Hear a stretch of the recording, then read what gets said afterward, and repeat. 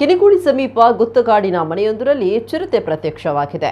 ಅಜಿತ್ ಎಂಬವರ ಮನೆಯ ಪಕ್ಕ ಅವರದ್ದೇ ಇನ್ನೊಂದು ಮನೆ ಇದ್ದು ಅದರಲ್ಲಿ ಕೋಳಿಗೂಡು, ಬಟ್ಟೆ ಒಗೆಯುವ ಕಲ್ಲು ಮತ್ತಿತರ ದಿನಚರಿಗೆ ವ್ಯವಸ್ಥೆ ಮಾಡಲಾಗಿದೆ.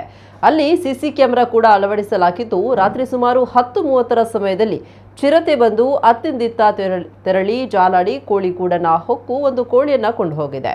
ಈ ದೃಶ್ಯ ಅಲ್ಲಿದ್ದ ಸಿಸಿ ಕ್ಯಾಮೆರಾದಲ್ಲಿ ಸೆರೆಯಾಗಿದೆ. ಚಿರತೆ ಕಾಟದ ಬಗ್ಗೆ ಅರಣ್ಯಾಧಿಕಾರಿಗಳಿಗೆ ದೂರು ನೀಡಲಾಗಿದೆ.